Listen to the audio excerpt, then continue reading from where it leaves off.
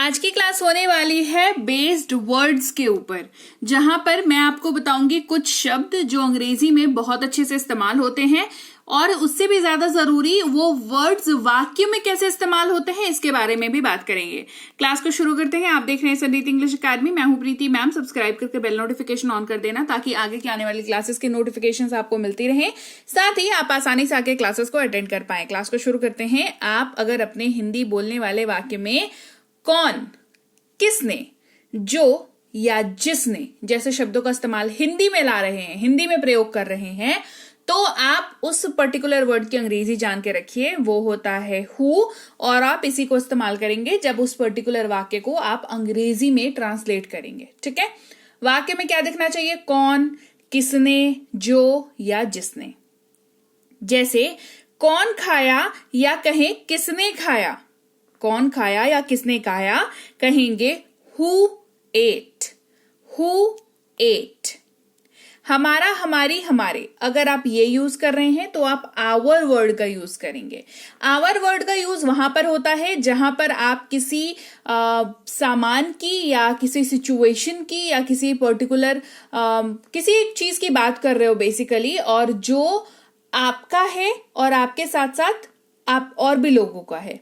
ठीक है, तो आप उसमें आवर वर्ड का यूज कर सकते हैं, या फिर ये कह सकते हैं हम कि आवर वर्ड जो है वो एक से ज्यादा व्यक्तियों के लिए यूज होता है और उन व्यक्तियों में आप भी होने चाहिए, तो आप आवर का यूज करेंगे। जैसे ये हमारा घर है, दिस इज आवर हाउस, तो वो घर जो है वो आपके साथ साथ आपके भाई बहन का भी है, आपके मम्मी पापा का भी है, तो इसीलिए आवर यूज हुआ क्योंकि वो सिर्फ आपका नहीं है, आपके साथ और भी लोग हैं जिनका वो घर है, प्लस आप भी उस ग्रुप में शामिल हैं, तो यहां पर हमने आवर शब्द का यूज किया। फिर है कैसे।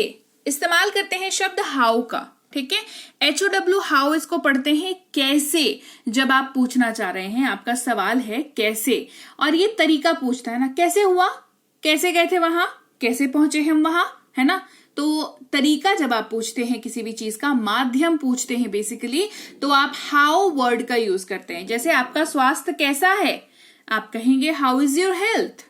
क्या कहेंगे? How is your health. अब सोच के बताओ कि इसका जवाब क्या होगा। या तो आपका हेल्थ अच्छा होगा, या तो आपका हेल्थ बुरा होगा, या तो आपका हेल्थ ठीक ठाक होगा, जो कि मैक्सिमम केसेस में होता है ना। हमसे कभी कोई पूछता है कि और बताओ कैसा है तबीयत, तो हम कभी ये नहीं बोलते कि हाँ अरे बहुत बढ़िया है, कभी नहीं बोलते। हम हमेशा बोलते हैं हाँ ठीक ही है ना। मुझे नहीं पता क्यों हम लोग ऐसा बोलते हैं, बट अगर अच्छा है तो बोलो ना भाई कि अच्छा है, बढ़िया है ना। तो हाउ ऐसी जगहों पर यूज होता है।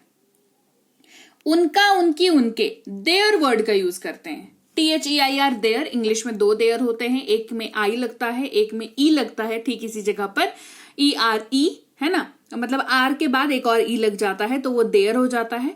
और ये देयर है। ठीक है, ये देयर है जिसका मतलब होता है जब आप किसी और व्यक्ति विशेष की किसी चीज के बारे में बात कर रहे हैं, और चीज के बारे में सिर्फ बात नहीं कर रहे हैं बल्कि आप ये कह रहे हैं कि वो चीज जो है वो उन्हीं की है, उनकी चीज के बारे में आप बात कर रहे हैं। जैसे ये उनका बैग है, कहेंगे दिस इज देयर बैग। ये उनका बैग है, दिस इज देयर बैग। और एक और देयर जो मैंने कहा THERE वाला देयर, वो जो है वो जगह को सूचित करता है, जगह के बारे में बात करता है। जैसे देयर इज माई बैग, मेरा बैग वहां है, देयर इज माई बैग। ठीक है, चलो। फिर है रास्ता, जिसके लिए अंग्रेजी में दो शब्द हैं, एक है पाथ, दूसरा है वे। जाहिर सी बात है दो शब्द हैं, दोनों का मतलब रास्ता होता है, तो दोनों में से आप कोई भी इस्तेमाल कर सकते हो डिपेंडिंग ऑन वाक्य, क्योंकि वाक्य ही आपको वो मैसेज देता है कि आपको अपने वाक्य में, आपको अपने इंग्लिश के ट्रांसलेशन में वे का इस्तेमाल करना है या पाथ का इस्तेमाल करना है। ठीक है, जैसे इस रास्ते पर चले, गो ऑन दिस पाथ। क्या कहेंगे? Go on this path. ठीक है, अब अगला शब्द है हमारे पास पुट, जिसका मतलब होता है डालना, रखना या लगाना। तीनों ही के जगह पर ये यूज हो जाता है। इसे वहां रखो, पुट इट देयर। पुट, ये वाला देयर की मैं बात कर रही थी। ठीक है, पुट इट देयर, इसे वहां रखो, पुट इट देयर। फिर है वेरी, जिसके जगह पर इस्तेमाल होता है बहुत के जगह पर।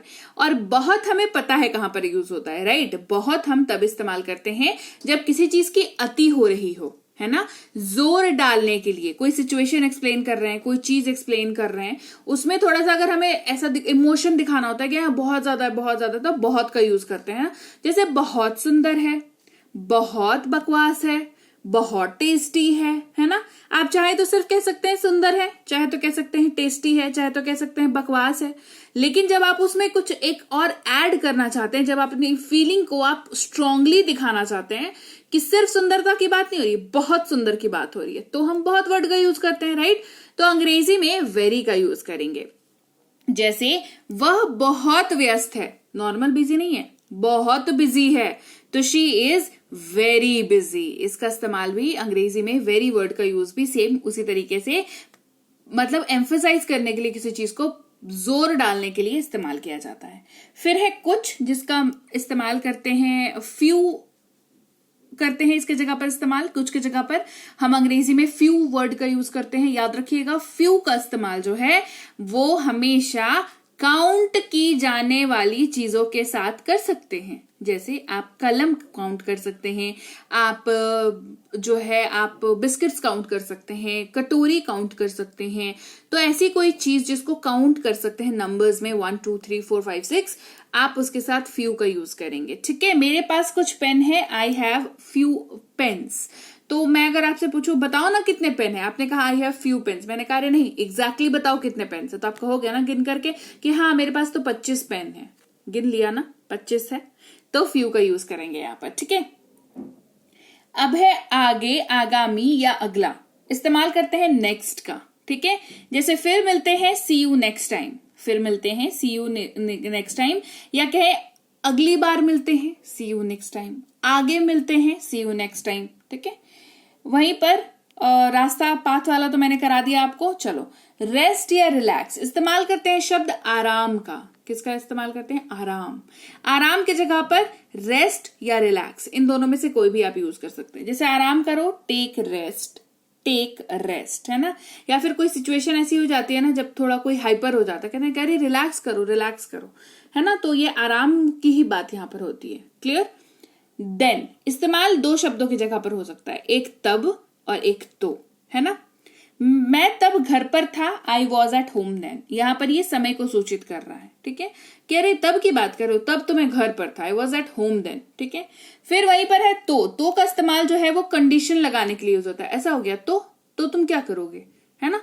ये वाली सिचुएशन में कंडीशन नहीं, पॉज लगाने के लिए यूज करते हैं। प्रत्येक या एक दूसरे को इस्तेमाल करते हैं शब्द ईच का। जैसे हम एक दूसरे को जानते हैं, वी नो ईच अदर। पूछना या मांगना, इस्तेमाल करते हैं शब्द आस्क का। उससे पूछो या उससे मांगो, कहेंगे आस्क हिम। क्या कहेंगे? Ask him. अब या अभी इस्तेमाल करते हैं शब्द नाउ का।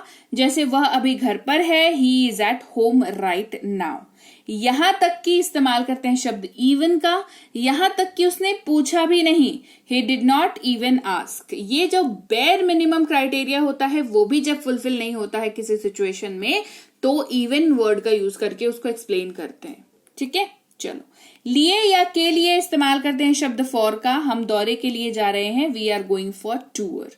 से इस्तेमाल करते हैं शब्द फ्रॉम का। मैं क्लास से वापस आ गया, आई केम बैक फ्रॉम क्लास। के अंदर या में इस्तेमाल करते हैं शब्द इनटू का। कार के अंदर बैठ जाओ, गेट इनटू द कार। ये तब यूज करते हैं जब आपके आसपास का माहौल बदल रहा हो। आप एक जगह पे है, आपका माहौल बदल के दूसरी जगह पर चले गए, तो आप इनटू का यूज करेंगे वहां पर। पास में या के पास नियर वर्ड का यूज होता है। खुले तार के पास न जाएं, don't go near to open wire. ऊपर से ऊपर, के ऊपर या अति या समाप्त, इन सारे के जगह पर आप ओवर वर्ड का यूज कर सकते हैं। जैसे वो 50 से ऊपर होगा, ही मस्ट बी ओवर 50। खेल समाप्त हुआ, द गेम इज ओवर। ठीक है, या फिर तुम बहुत ज्यादा अति कर रहे हो, यू आर डूइंग ओवर, है ना, ये यूज करते हैं। सम इस्तेमाल करते हैं कुछ का। हमने कुछ सेब खाए, वी एट सम एप्पल्स। साथ या के साथ विथ का यूज करते हैं, हम आपके साथ हैं, वी आर विथ यू। जब या कब इस्तेमाल करते हैं शब्द व्हेन का। ये हमेशा टाइम के बारे में बात करता है, चाहे सवाल में इस्तेमाल हो चाहे नॉन सवाल में इस्तेमाल हो। जैसे आपने इसे कब खरीदा, when did you buy it. क्या इस्तेमाल करते हैं शब्द वॉट का। तुम क्या कर रहे हो, वॉट आर यू डूइंग, ये हमेशा इंफॉर्मेशन निकलवाने के काम आता है। थे इस्तेमाल करते हैं उसकी जगह पर वर का ये कंडीशन है कि ये हमेशा यू वी दे के साथ यूज होता है। जैसे हम लोग सही थे, वी वर राइट, आप सही थे, यू वर राइट, हम लोग सही थे, वी वर राइट, वे लोग सही थे, दे वर राइट। तो तीन के साथ, यू वी और दे के साथ, ठीक है। साथ या के साथ विथ का यूज करते हैं, जैसे हम आपके साथ हैं, वी आर विथ यू। अंदर या भीतर इस्तेमाल करते हैं शब्द विद इन का, मैं घंटे के भीतर आ रहा हूं, I am coming with in an hour. यहां पर समय सीमा जहां पर बांध दी जाती है, लोअर लिमिट और अपर लिमिट दोनों, तो उसके अंदर अगर कोई काम करना है तो विद इन वर्ड का यूज करेंगे, ठीक है। जबकि या जब इस्तेमाल करते हैं शब्द वाइल का, जब मैं बोल रहा हूं तो शांत रहो, be quiet while I am speaking, ठीक है। के सिवाय या को छोड़कर इस्तेमाल करते हैं शब्द एक्सेप्ट का, ये वहां पर इस्तेमाल होता है जहां पर आप दो चीजों की बात कर रहे होते हो और एक चीज को छोड़ करके बात कर रहे होते हो, ठीक है। जैसे उसके सिवाय सभी ने परीक्षा दी, मान लो 20 बच्चे हैं, 20 बच्चे में से 19 बच्चों ने एग्जाम दिया, एक को छोड़कर। अब वो मान लो अगले दिन आपसे मिलता है तो आप क्या कहोगे कि तुमको छोड़कर बाकी सब एग्जाम दिया था, कहेंगे ना। तो तुमको छोड़कर, राइट, तो जिसको छोड़ करके बात करते हैं, जिसको छोड़ रहे हैं और बाकी सबको, उन दोनों को आपस में संबंध कैसे बिठाएंगे, एक्सेप्ट वर्ड का यूज करके, ठीक है। उसके सिवाय सभी ने परीक्षा पास की, everyone passed the exam except him, तो जिसको छोड़ रहे हैं वो एक्सेप्ट के बाद लगता है। यहां पर हिम को छोड़ रहे थे, मान लो यहां पर रोहन होता, ठीक है, मैंने कहा रोहन के सिवाय सभी ने परीक्षा पास की, तो कहते everyone passed the exam except Rohan. Clear. तो एक्सेप्ट के बाद कौन सा वर्ड लगेगा, जिसको छोड़ रहे हैं। क्लियर हो गई बात। एक्सेप्ट देखो पता है ये ना याद हो जाता है सबको, लेकिन इस्तेमाल में दिक्कत आती है। अच्छे लोगों को इस्तेमाल में दिक्कत आती है। दिक्कत यही आती है कि एक्सेप्ट के पहले लगाएं कि बाद लगाएं, बस ये वाला ट्रिक याद रखोगे। एक्सेप्ट यूज करने में कभी भी दिक्कत। तो लीजिए भाई, ये थी आज की क्लास। तो क्लास अगर आप यहां तक देख रहे हैं, इसका मतलब है कि आप बहुत सीरियस हैं अंग्रेजी बोलने को लेकर के, और यकीन मानिए ये क्लास आपके बहुत काम आएगी अंग्रेजी बोलने को लेकर के। तो क्लास कैसी लगी कमेंट करके मुझे जरूर बता दीजिएगा। क्लास को लाइक और शेयर तो आपने कर ही दिया होगा। आप देख रहे हैं संरीति इंग्लिश अकेडमी, मैं हूं प्रीति मैम। सब्सक्राइब करके बेल नोटिफिकेशन भी फटाफट से ऑन कर दीजिए।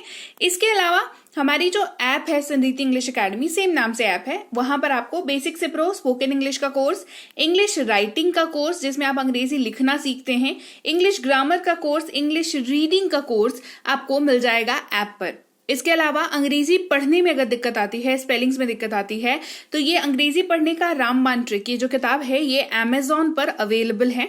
आप सिंपली इस बुक का टाइटल यहां से देख करके आप अमेजॉन पे सर्च करके इस बुक को अपने घर पर कैश ऑन डिलीवरी के साथ भी मंगवा सकते हैं।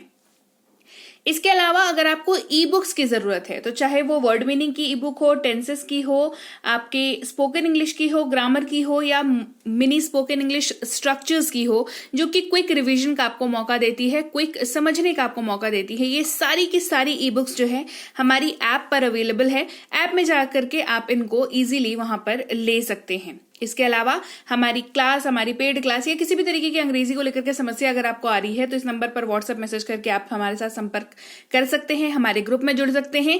और इस किताब को मंगवाने के लिए भी आप सिंपली इस नंबर पर व्हाट्सएप मैसेज करके भी इस किताब को अपने पास मंगवा सकते हैं। और हमारा ऐप कुछ ऐसा दिखता है गूगल प्ले स्टोर पर, वहां पे आपको यहाँ पर इंस्टॉल कर लेना है आपको अपने मोबाइल पर। इसके अलावा व्हाट्सएप का ग्रुप हमारा जरूर ज्वाइन करके रखें, रोज की फ्री क्लासेस आपको मिल जाती हैं। टेलीग्राम का चैनल हमारा जरूर ज्वाइन करके रखें, वहां पर भी आपको क्लासेस मिल जाती हैं, कुछ इंपॉर्टेंट अनाउंसमेंट होता है वो भी आपको पता चल जाता है, और ऐसे आप जो है अंग्रेजी के संपर्क में बने रहते हैं। तो thank you so much for watching आज की क्लास को। मैं आपसे मिलूंगी आपकी अगली क्लास में। Till then thank you so much for watching. Stay tuned to Sanriti English.